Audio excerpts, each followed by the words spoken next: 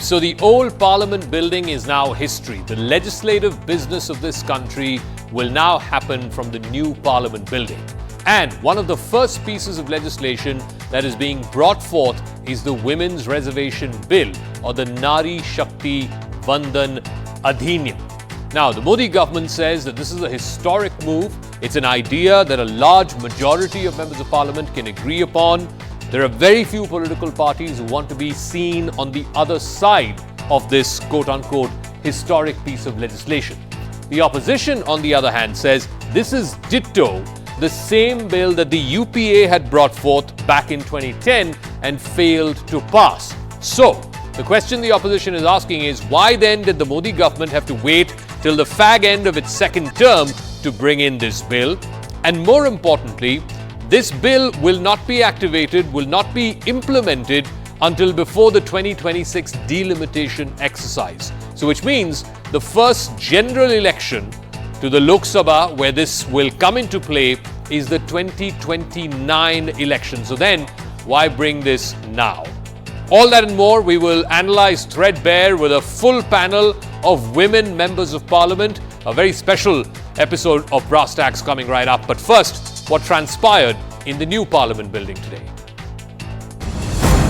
नारी शक्ति वंदन अधिनियम 2023 को सदन में पूर्व स्थापित करने की अनुमति दी जाए। हमारी सरकार ने इस दिशा में कदम बढ़ाया। कल ही कैबिनेट में महिला आरक्षण वाला जो विधेयक है उसको मंजूरी दी गई है।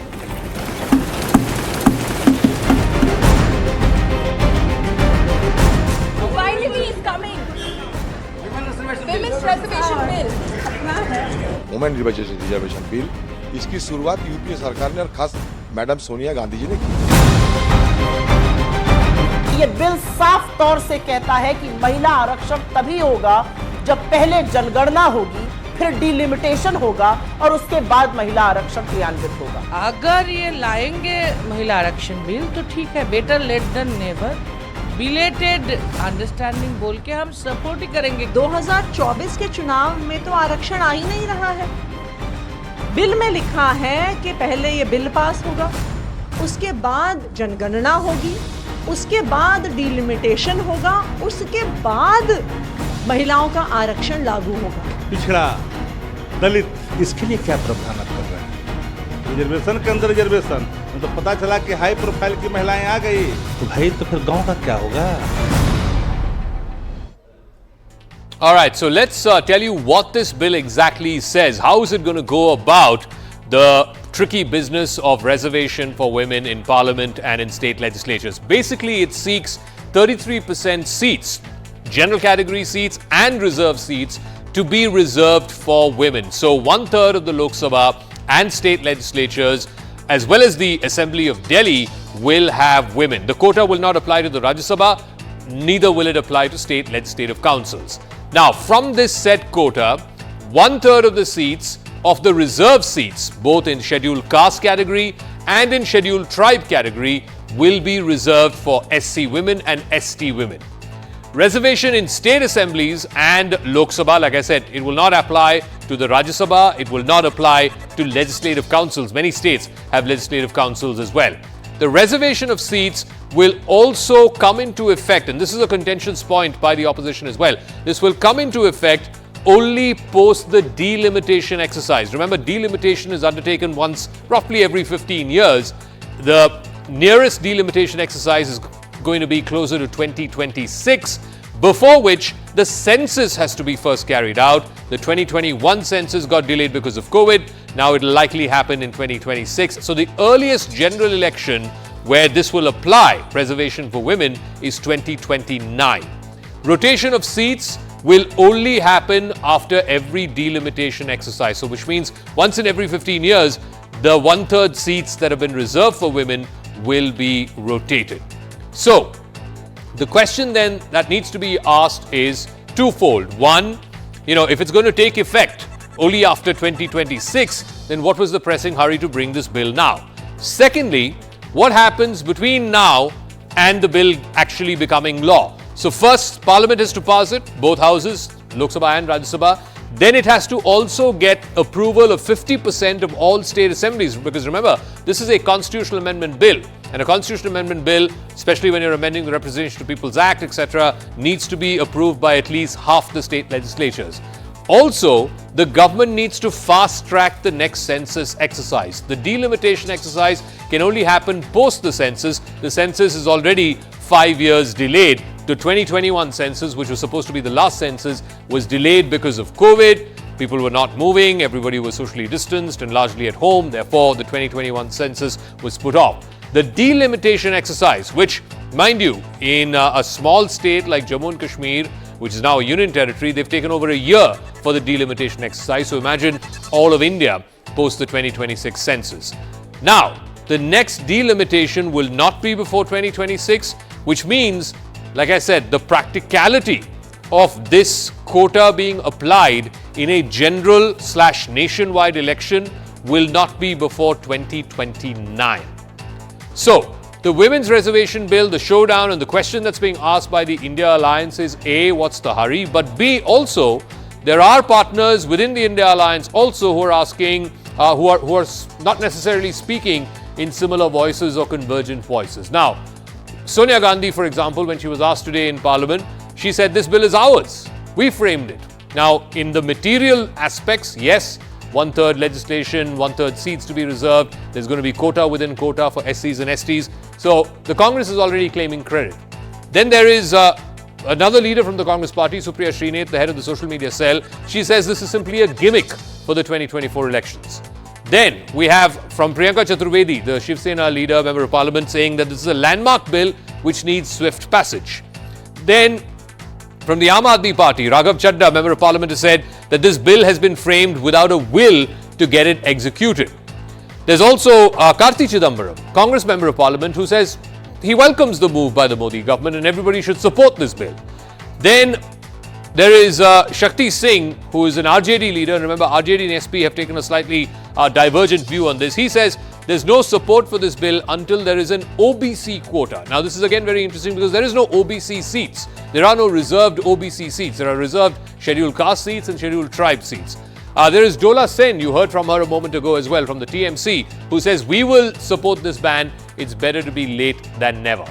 Also, quotas, Akhilesh Yadav, Samajwadi Party chief, saying quotas for OBCs and minority women must be made clear in this bill. So, divergent voices from within the India Alliance. The government's contention is also that A, this is a bill that's been hanging fire for the last 27 years. The UPA tried to pass it. They simply didn't have the numbers to do so.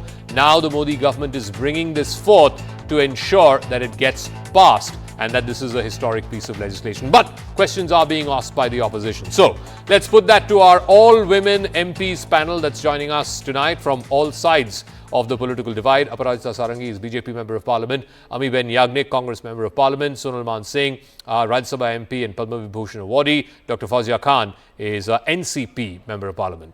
Let me start with you, Aparajita Sarangi. Two questions that the opposition is asking about this bill. Number one, what was the hurry? Because this is not going to come into effect anytime soon. It will certainly only come into effect post-2026. And two, how is this different from the bill that the Congress brought and got passed in the Rajya Sabha? The opposition has questions and Bharatiya Janata Party and its allies have the answers. Let's go down the memory lane. On 12th of September 1996, in the 11th Lok Sabha, H.D. Deve Gowda had first tabled the Women Reservation Bill. And at that point of time, it could not be passed. So for the past 27 years, this particular important issue has been pending. And now here is a Prime Minister who has the courage and who has the confidence to bring it on the table and to say with all conviction at his command that it would be passed, and he has solicited the support of all. You know, these kinds of decisions demand a lot of courage, and I think Prime Minister Modi and his team have shown that courage. Now, for the past 27 years, many governments tried to push it. And in fact, I am not saying no to the contention of Sri Adhiranjan Chaudhary ji when he made the remark and was sitting in the Lok Sabha that the Congress had brought it to the Rajya Sabha. Nobody is saying no to that. On March 9, 2010, it had been brought to the Rajya Sabha by the Congress party, and it was passed by 2/3 majority. But here I would definitely like to say with a lot of pride or lot of happiness that Bharatiya Janata Party at that point of time had fully supported the bill. But you know what? The Congress could not build consensus, and the bill could not be passed in the Lok Sabha. So the point is that something which had not been done is being done now. Big thing is happening, and the Congress would try to take credit for it. But the fact remains that here 50% of the population needs to be taken care of. This is a very vulnerable segment of the population. They are extremely important. I am also one of them. The other 3 friends of mine are also belonging to this segment. And I know how, and we know how important it is, political empowerment. You know, Prime Minister rightly said that yahi samay hai, sahi samay hai. Why did he say that? Because, you know, all these years we had been waiting, nothing happened for some reason or the other. It could not happen. 2 reasons are there. See, 2 ingredients are required for this to happen. Number 1, a very strong political leadership, political will, as we say. And number 2, of course, the art of building consensus. The government must have the art of building consensus, and I think Prime Minister Modi's government has taken all the challenges. It's like taking the bull by its horns. We are aware of the fact that there are challenges. In the Lok Sabha, certainly you have a brute majority. In the Rajya Sabha, you're almost near majority. So more than consensus, I guess it's a numbers game. But be that as it may, let me ask Amiben Yagnik. You know, this was a bill that was brought by the UPA. You got it passed in the Rajya Sabha. You couldn't muster the numbers in the Lok Sabha. The text of this, or at least the meat points in this bill, is almost exactly similar to what the UPA's bill was. Why then are you nitpicking? Why not back such a bill, which is a historic bill, wholeheartedly, without ifs and buts? Well, first of all, let me tell you that when we got the 73rd and the 74th Amendment, you have seen the success of what has happened to women reservation in local panchayati bodies. Let's not talk about what happened at that time and how it was passed. It was passed with consensus, and you have seen the success of women sarpanchs in the country and how they are contributing to parliamentary democracy. That's the first point. And so when we say that we brought this, we did definitely pass it in the Rajya Sabha in 2010, but it could not be passed in the Lok Sabha. Fine, but you had 9.5 years of majority government. And what did you do? Why did the BJP, if it was so much worried and had so much courage, could have brought it? What did it do for 9.5 years? And why at the fag end of this particular period, just before 2024, and you come with a bill?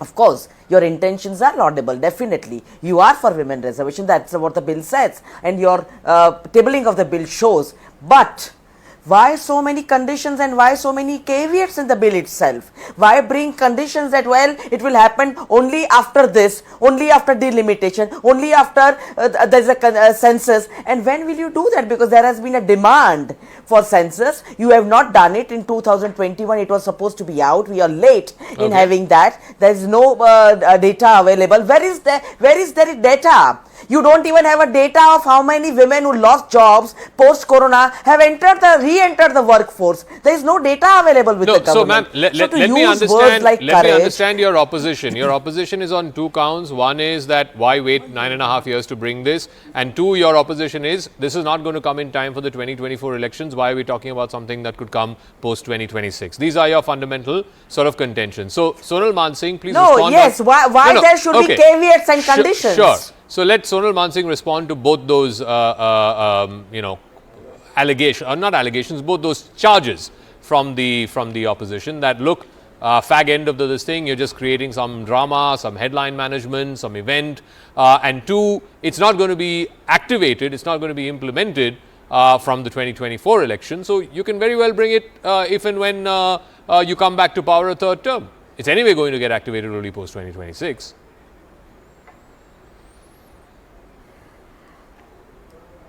9.5 years were not wasted.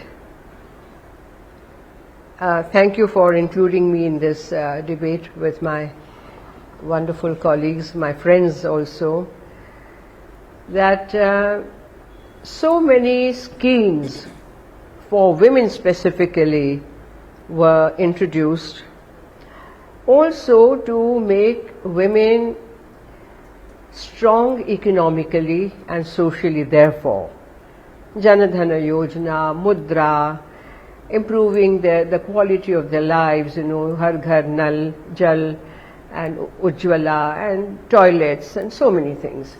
So the first step was to strengthen their dignity, their power, their earnings, etc.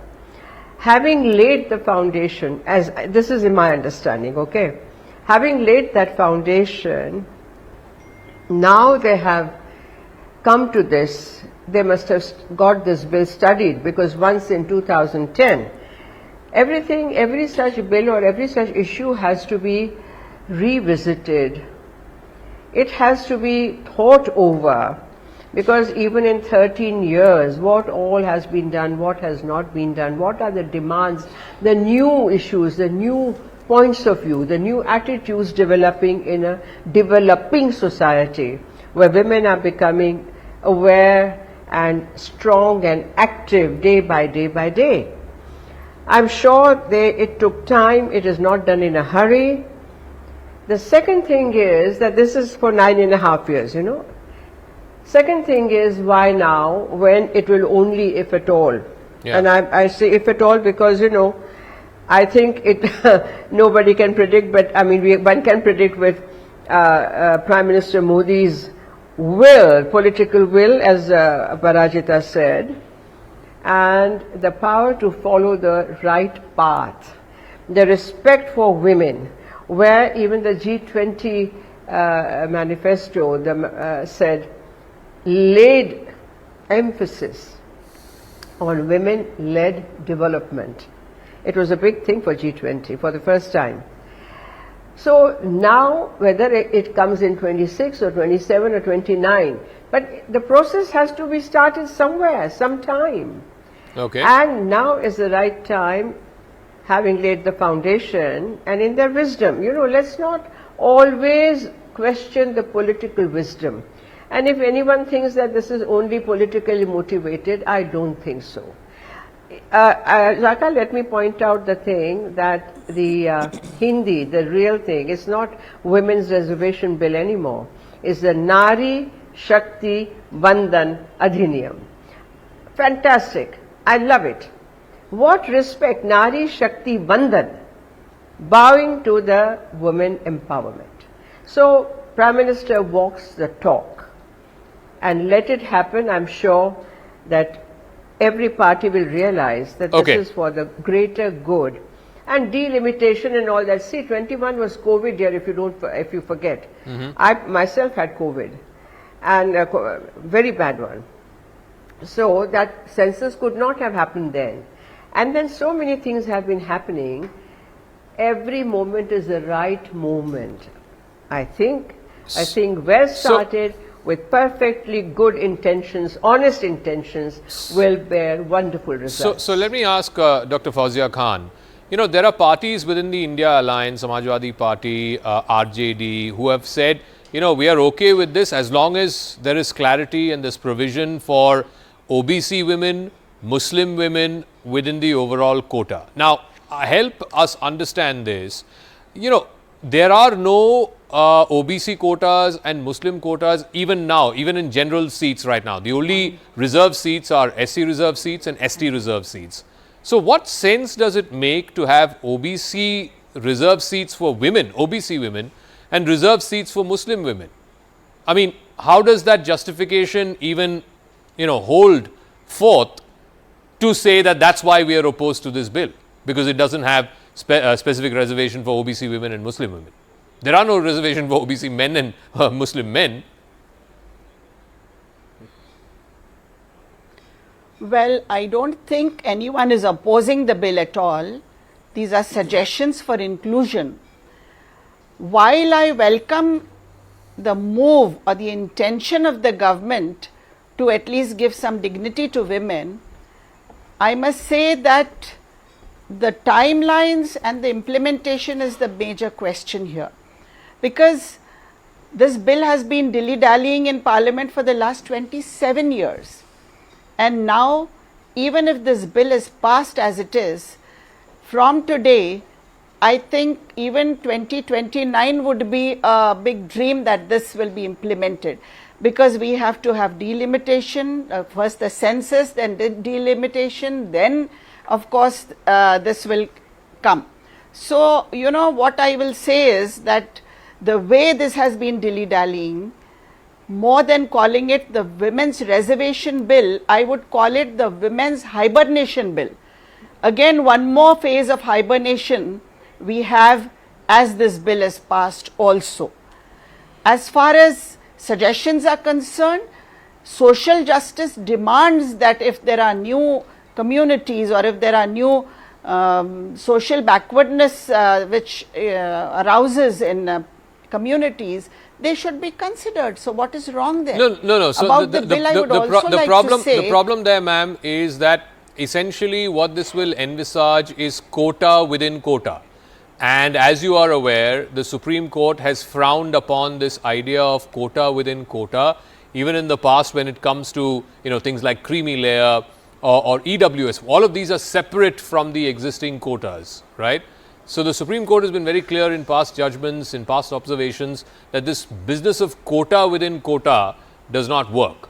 So that's what I want to know. I mean, when you don't have existing quotas for OBC candidates or for Muslim candidates in reserved seats for those communities, how does it make sense to have quota within quota? see, what I see is that whatever is there for men should be there for women. And when the time comes, we should also include other backward communities as needed. So, as of today, I feel it should be what is there for the general community should also be there for women, but the intentions of the bill are still under question, because if you look at the drafting of the bill, that also seems very faulty, in the sense that the words like commencement is used instead of saying comes into effect. So, commencement means what? When will it end? And whether will it end after the 15 years period that they are giving the bill to be completed in every sense. Today also it is said that this bill is just a commencement. So, you are beginning it, you are just making a decision, and then it will be refined as time goes on for 15 years. No, and in case in 15 years we are not able to do it. At one level, the sort of, I wouldn't say duplicity, that's a strong word, but where political parties come short, Aparajita Sarangi, is instead of making this a law for parliament and for state legislatures, put the onus on political parties.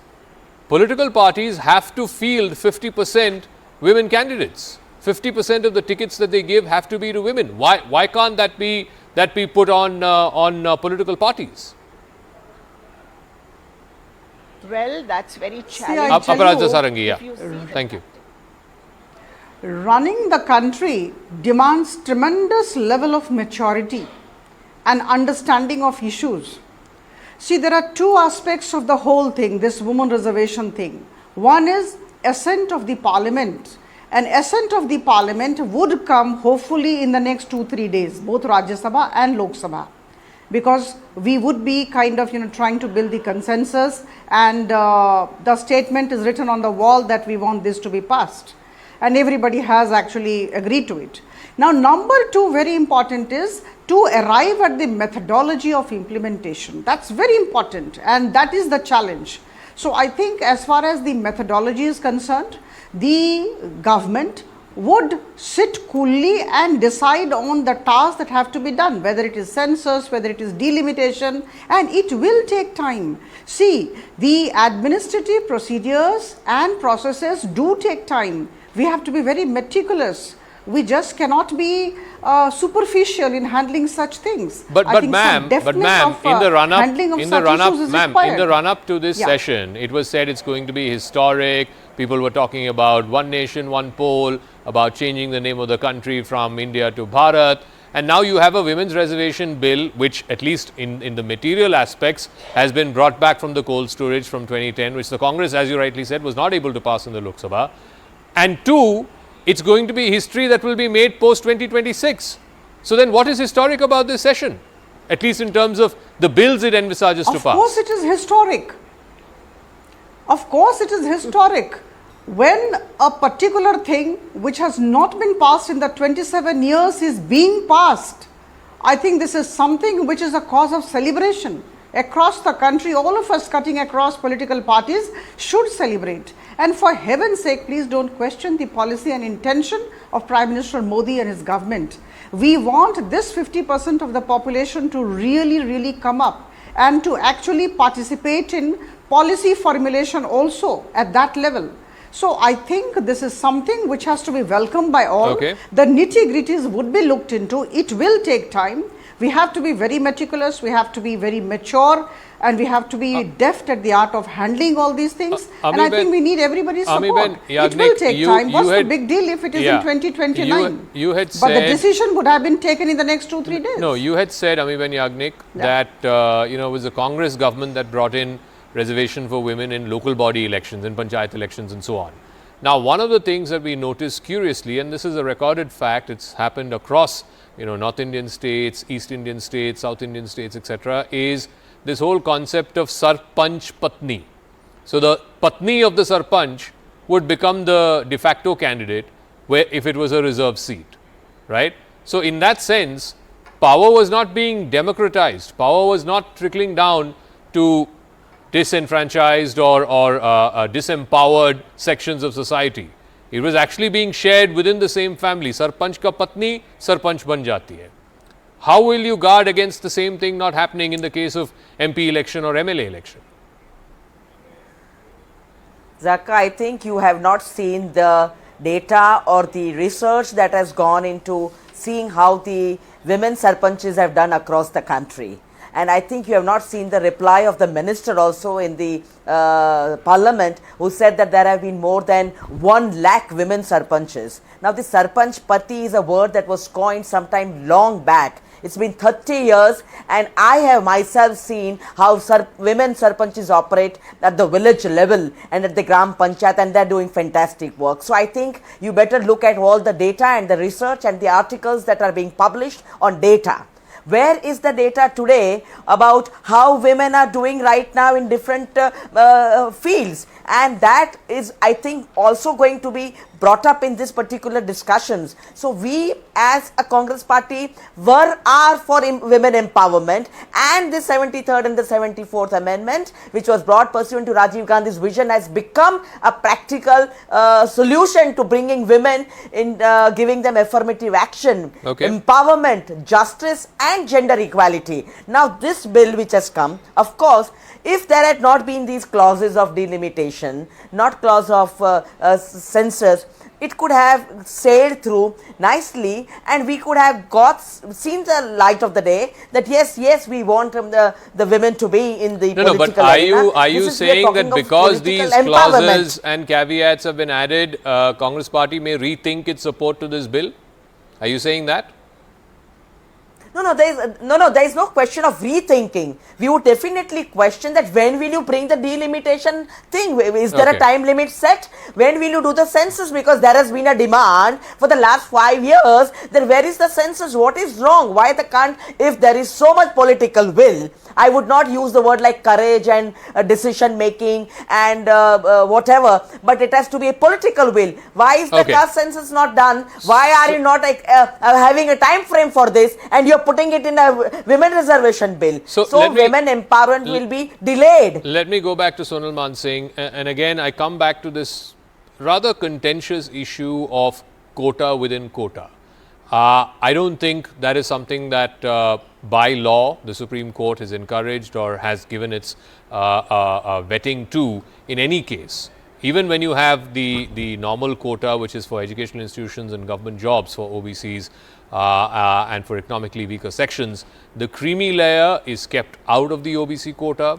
The economically weaker section is a separate percentage, again outside of the regular quotas. This would be the first time where we have double quota. A woman who also happens to be either SC or ST will then have 1/3 of SC and ST seats reserved for him for her. how does that work? I mean, the whole idea of reservation was you are a disempowered community, you are a disempowered group of citizens, you are empowered by certain number of seats, or certain jobs, or certain seats in educational institutions are reserved for you. But this idea of a double quota, how does one justify that? How does one rationally explain that? Yeah, it is a tricky issue, and I often feel that it's like Abhimanyu's Chakravyuh. Quota within quota. Now, where is the gender equality when we talk about quota within quota? Because if you say OBC, then it equally applies to man and woman. If you say SC, ST, or whatever, all these different denominations, they apply equally to the man and woman equally. So then we are again making I think there is fallacy in understanding that you separate men and you separate women when you say this is OBC group, but women OBC have to be given more. I don't know how they are going to contend with it, but to me this quota within quota, as Honorable Supreme Court you were quoting Supreme Court's judgment, that it is somewhere a little tricky, very tricky, and I cannot say more than that I personally don't think quota within quota should be encouraged. Dr. Fazia Khan, when original reservations were brought forth, and you can go back to the Constituent Assembly debates, there was a time limit that was intended, at least by the framers of the Constitution. It was 15 years or 20 years, by which time they believed and they felt that the disempowered groups would be brought to a certain level where you don't need you don't feel the need for reservation, right? It's been 75 years, that reservation is still existing, and perhaps rightfully so. Those disempowered groups have still not reached where other groups are, educationally or social backwardness wise, and so on. Now, in the case of the women's quota bill, the seats itself, the rotation of seats itself will only happen once in 15 years whenever delimitation happens. So this quota, as has been intended, will continue for a number of years, perhaps even generations. If the idea of reservation is to bring a disempowered group to a certain level where it can stand on its own, it can fight, it can ask for its rights, and it can compete on a level playing field, then this 15-year clause, changing seats or rotational seats for every 15 years when delimitation happens, that defeats the purpose of having reservation in the first place. Well, in a way you are right, because if you go through the Constituent Assembly debates, and particularly the speeches of the women members there, you can see, like for instance, Renuka Ray, if you read her speeches, you will see there is an inherent faith that is there. And there is a faith that we don't even need reservation because we have faith in our constitution, and the picture of society will change as time moves forward. But it hasn't happened. And it's very, very unfortunate that whatever faith these freedom fighters and these members of Constituent Assembly had in the system has actually failed them. Their faith has been eroded. So we will still need more time. And if this goes on this way, you are right that we may not reach our destination, but our ultimate destination is to bring dignity to the woman. And even the title of the bill suggests that. But one question I would like to ask here, that when we moved out of the old building of the parliament, when we moved into the new building, and our first bill is the Women's Reservation Bill. Yeah. Why wasn't the tribal woman president of our country invited for this session? This is, a question which my mind doesn't answer to me. The president, a woman president who comes from a deprived community, she should have been there for this. Okay. Farewell Raja to the Sarangi, old quick building, response, walking 30 into seconds, the I have new to wrap up, building. specifically to that question that Dr. Fazia Khan asked. See, I can only say that we are very proud of the fact that President Draupadi Murmu is the president, and she is a female, and she is a tribal, and she has gone through very difficult phases in her life. Okay. And I tell you, the government of Prime Minister Modi and all of us have tremendous regard for her, and on every occasion, you know, we look forward to her blessings, and she's always there. So it is finding fault always which doesn't look good. Cynicism is a disease which these people suffer from. Today is a great day for the women of the country, and I think all of us need to celebrate. All right. I can only say at the end that there would be discussion for the next 2-3 days. Correct. And everybody is entitled to his or her opinion. There are doubts in our minds. I understand. I heard 2 doubts here which were very well put forth by all of you. But the fact remains that we need to tell you that the government has gone through the whole thing, has actually thought through. We have gone into the minutest details, and when the Minister of Law will answer the questions, I think all these doubts will be set to rest. I got to wrap it up at that. Thank you very much for this discussion. To all our women MPs panel who joined us tonight on this special discussion on what is a historic legislation, the Women's Reservation Bill. Yes, there are questions on timing, questions on when it will come into effect and all of that. Those are political questions, but sometimes we need to separate the politics and look at the big picture. And the big picture is this is a massive move towards empowering women and greater representation for women in our legislatures and in our parliament. Joining us now is a very special guest. Dr. Tamilisai Soundarajan is the governor of Telangana and somebody who is a big advocate of reservation for women. One of the first decisions, ma'am, that's been taken by the Modi government in this new parliament building is to bring the Women's Reservation Bill. As a woman who's been a woman politician, has been around, has been doing political work for a very long time, as a Karyakarta, then as a state president, and now as a governor, what does this moment encapsulate for you? First of all, I thank our Honorable Prime Minister for making the dreams of lakhs and lakhs of women into a reality. And this will motivate more women to take part in the politics, in the social life, and the society will be benefited. Because when a woman is in the public life, definitely the society will be benefited. And I can imagine that Tamil Nadu will have more than 13 MPs, 77 MLAs, and there will be 179 parliament members, women parliament members, and more than 1,362 MLAs all over the country. Okay. And this is a great lead by our Honorable Prime Minister, and it's a great leap in the Indian politics. So there are questions really also being asked, ma'am, by the opposition. 2 questions. One, if this whole thing is going to come into effect only post-2026 and perhaps the first general election will be the 29 general election, then why the hurry? And second, also this tricky subject of quota within quota. So SC/ST women will have 1/3 of the SC/ST reserve seats reserved for SC/ST women. As our former President Abdul Kalam says, dreams transform into thoughts, and thoughts transform into action. So this transformation into action may be different types. And 15 years, and I really appreciate it because the women should get empowered. And when they say that it will be under rotation, and that is also actually when we see it is positively, it is positive. When we negatively seen, it's negative.